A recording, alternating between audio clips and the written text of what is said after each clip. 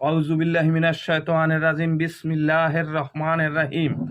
সকল প্রশংসা সেই মহান আল্লাহ তাআলার জন্য, যিনি আমাদের সমস্ত কিছু সৃষ্টি করেছেন এবং পৃথিবীর সমস্ত কিছু ভালোবেসে তিনি সঠিকভাবে পরিচালনা করতেছেন। সকলের প্রতি আমার আন্তরিক সালাম, আসসালামু আলাইকুম। হিন্দু ভাইদের আদাব ও অন্যান্য জাতির প্রতি আন্তরিক ধন্যবাদ।